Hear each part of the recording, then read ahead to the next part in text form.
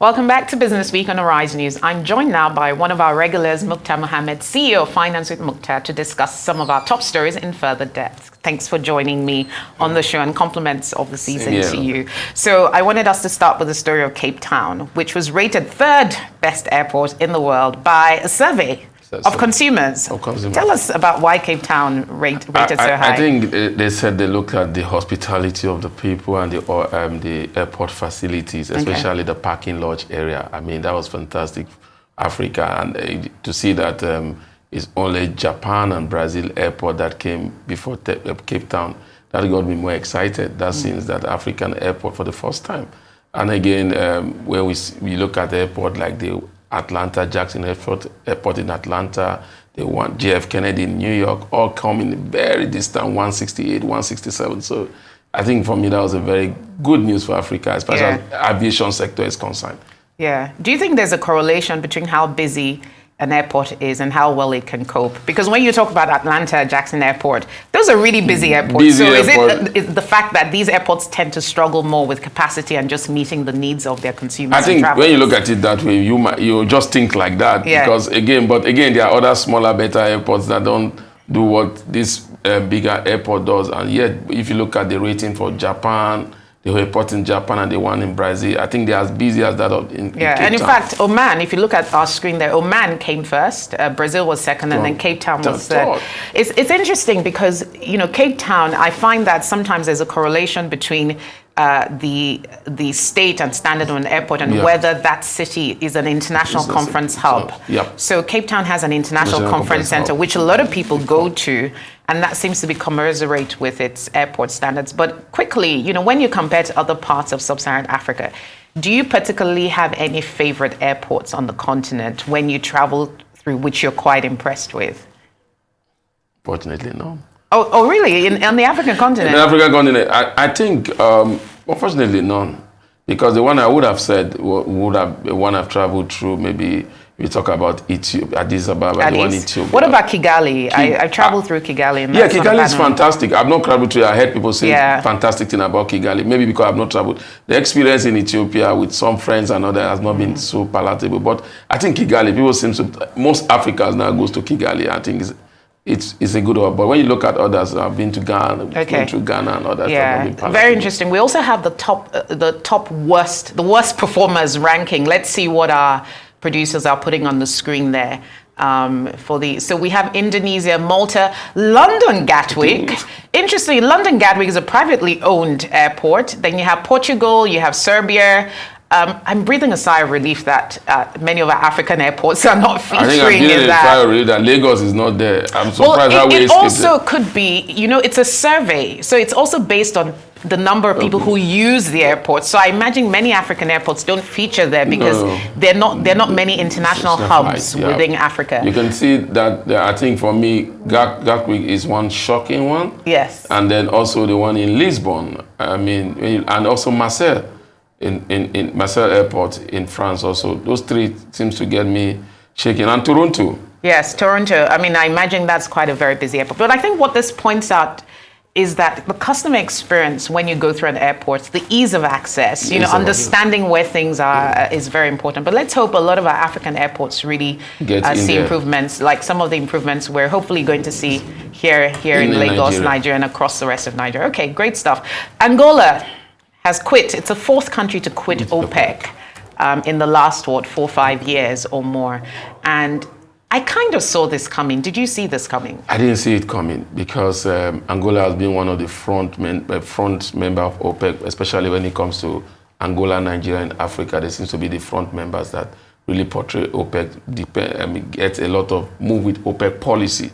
When I say they were very religious to OPEC policy, and I think that's what upset Angola, because last year they agreed with OPEC that their production will be 2.28 million barrels per day. That was the OPEC quota. It was agreed last year, and only for OPEC to say, no, you will do 1.1 million barrels. And they feel that was not the agreement, and they got upset and quit. And they now saw that another African country, which seems to be like their own competitor, was giving 1.5 million barrels. Which is Nigeria. Right. So I think they were not happy with that. Yeah, but if if you made an agreement with OPEC for 2.2, knowing the typical average quota limits, surely 2.2 was also always going to be unrealistic because OPEC is facing so many external forces that it's not really able to find that alignment with its members. So I think maybe again is the way the OPEC nations and the organization handle it. They've not have open communication with them and just brought that. I think they should have had a meeting with them to say, look, this is the challenge and this is why we're bringing it.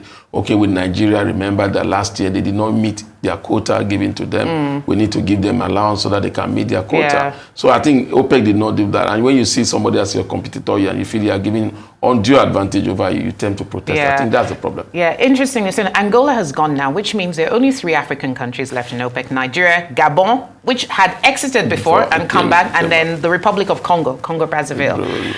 But all those countries combined are still not a significant amount of output. So should another African country decide its sovereign interests or its national economic interests don't align with this global cartel, do you think this could influence some other countries to perhaps threaten to exit? I don't and think if so, such a threat, would it have an impact? I don't think so, because if you look at OPEC, the 6 major OPEC nations seems to be, when Saudi Arabia sniffed, then OPEC shakes. And then sometime again, when you look at that, again, it's also the global politics. And I keep saying, as long as Africans are not doing business within themselves, we still depend on the European nations to buy our oil. That is a significant part of it.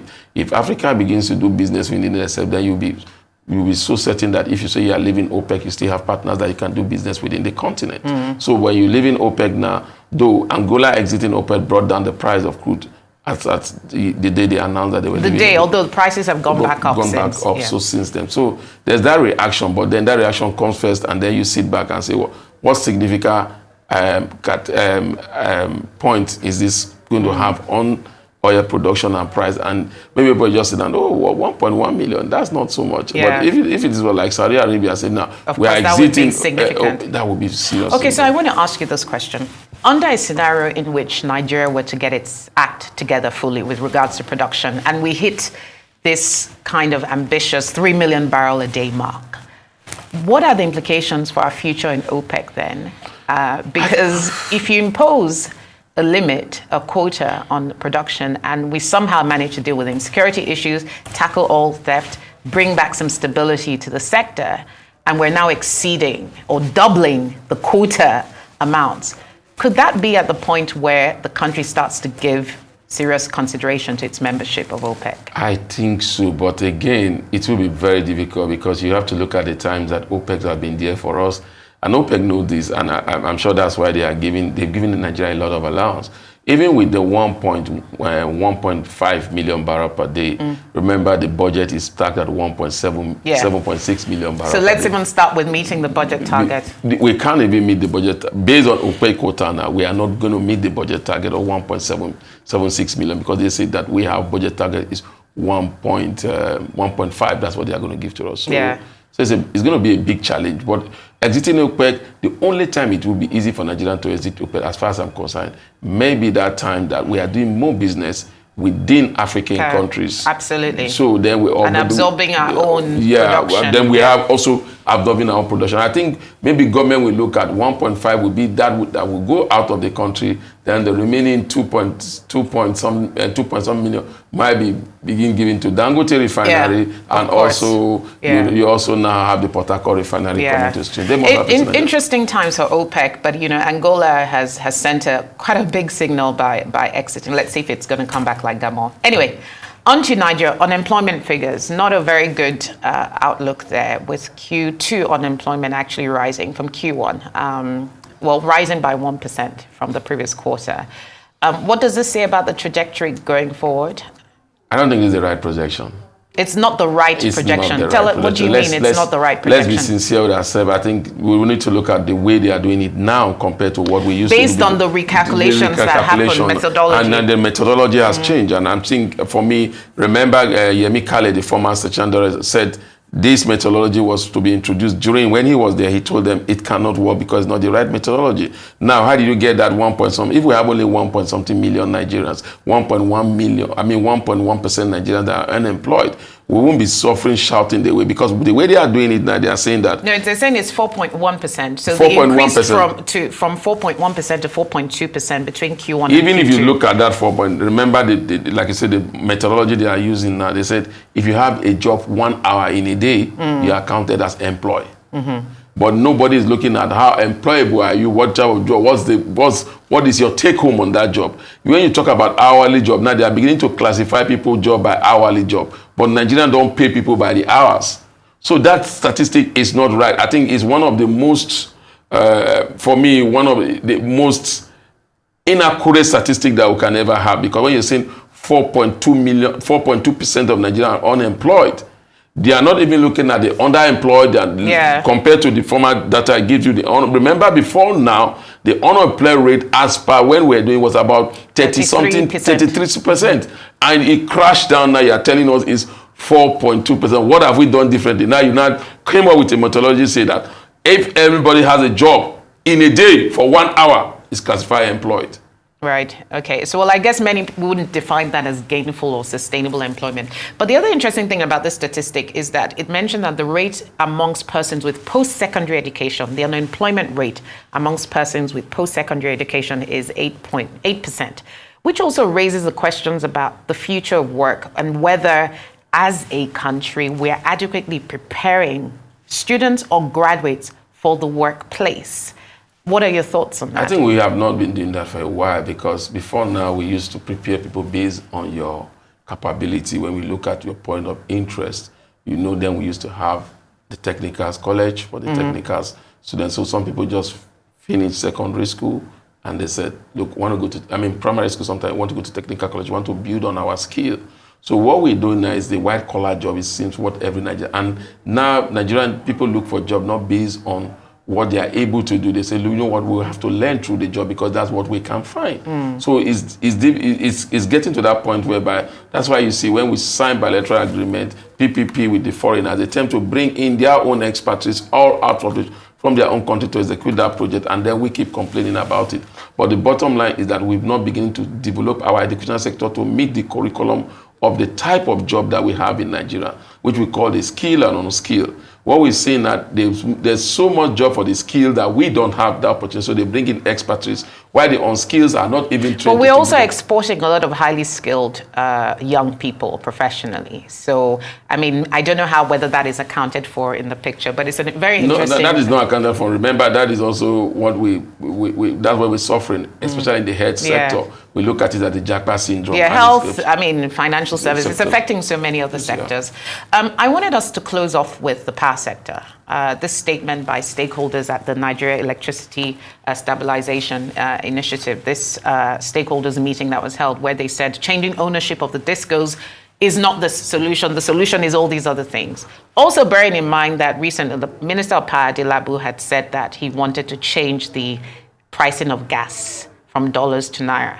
So there's still a lot of sticky issues affecting this sector. What do you make of this stakeholders meeting and the statement that was made? I think it's just a change of nomenclatures. I keep saying it that it's not when you bring in the foundation. When, like they say, when the foundation is faulty, what can you do? What I see in this is that the original owners of the discos were not prepared. So, but changing them will not be the solution to it, because again, you could also be creating another problem. Legal issues. Remember the Abuja issues. Through the CBN had to step in, UBA had to take up their letter. So I don't think that is the challenge. The challenge is for government to sit down with them and see their capacity and say, okay, we'll give you time. Can you maybe partner with technical partners? Because the challenge with Nigerian sector, the power sector, now does not have to do with the discourse especially. It now has to do with distribution. The transmission is coming in, but you cannot distribute. And that is boiled down to the infrastructure that you have. And infrastructure, now when you talk about infrastructure, we'll still go back. Can you afford those infrastructure? Do you have can the bank finance those infrastructure, especially with the rising cost of the exchange rate between the naira and the dollar? Yeah, and of course, the other interesting thing is this whole issue of the cost-reflective tariffs. The government has come out to say that it's not removing electricity subsidies, and so it doesn't seem like the issue around cost-reflective tariffs will be solved, at least not in the short term. But the other problem here is this talk about repricing gas to naira. Given that gas is a dollar based business. A lot of the equipment that's been imported, you're importing in dollars, you're spending FX upstream in terms of your gas development and production, and now you want to sort of price in Naira. It's not going to fly, is it? No, it's not going to fly. It's global best practice. If you are saying that, remember the NNPC Nigeria Limited said they are going to be selling crude oil to Dangote in dollars. They are not saying they're going to sell in Naira.